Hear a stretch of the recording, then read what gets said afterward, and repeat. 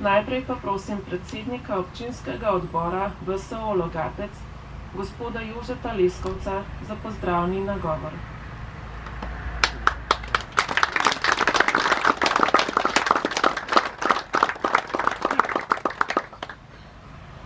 Spoštovani gospod Igor Bavčar, spoštovani župnik Dušan, poslanke in poslanci Državnega zbora, svojci Miroslava in Antona, veterani vojne za Slovenijo, pevci, prapoščaki, pohodniki in vsi ostali. Prav lepo pozdravljeni na našem letošnjem 12. srečanju v spomin na umrle v vojni za Slovenijo in še prav posebej v spomin na Antona, Žakelja in Miroslava Molka, ki sta nas prav tukaj zapustila.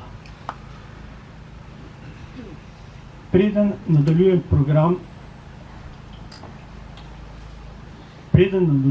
predlagam, da se z minuto molka spomnimo vseh prej omenjenih in vseh že pokojnih, ki so takrat stali v bran domovini.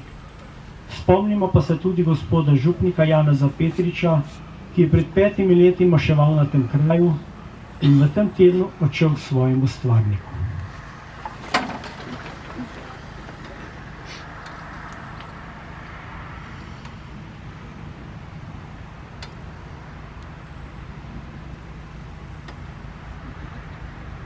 Slava jim in naj počivajo v Božjem miru.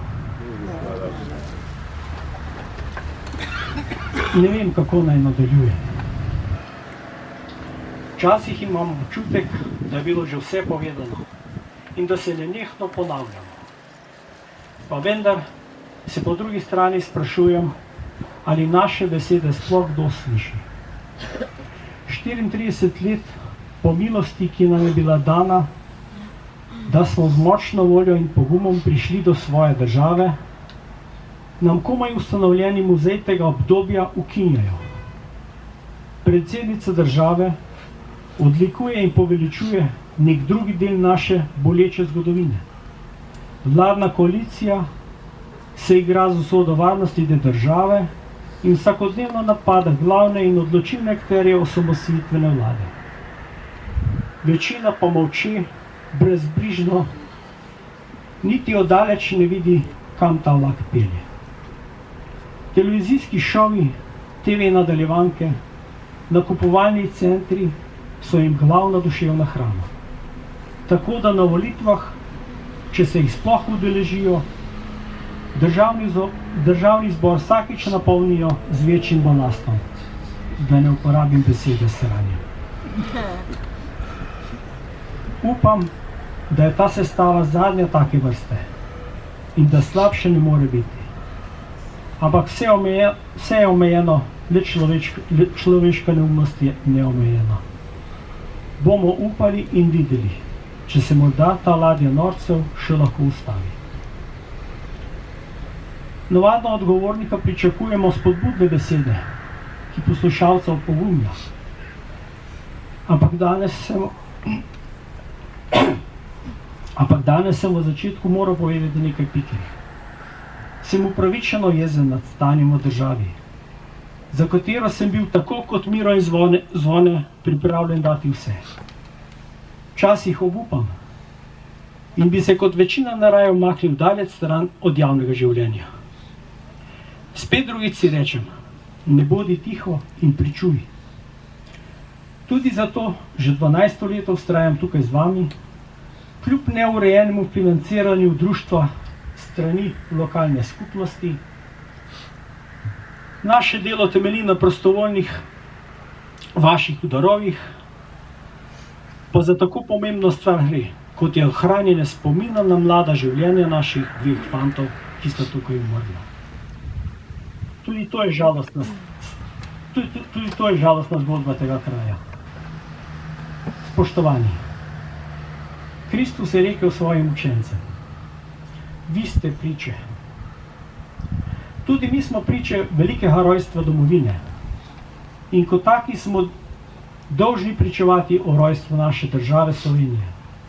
Nenehno kot molitev rožnega venca ponavljati besede ponosa in veselja o naši domovini.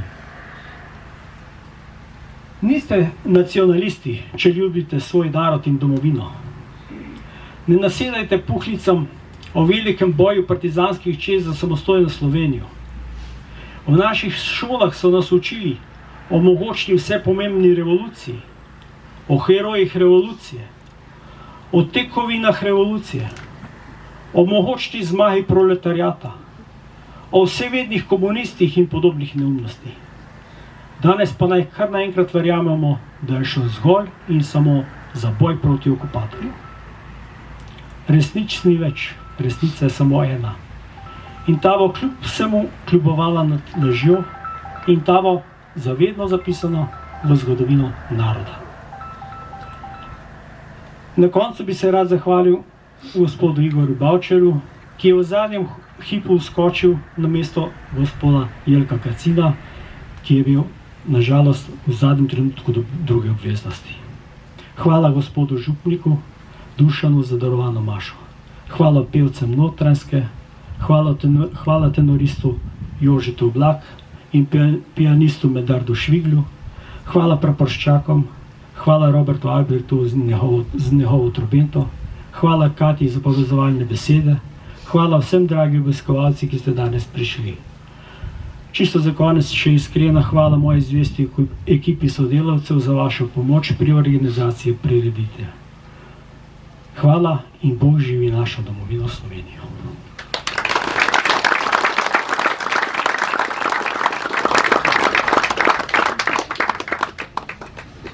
Hvala gospodu Jožetu za spodbudne besede, ki so malkrat izrečene na glas.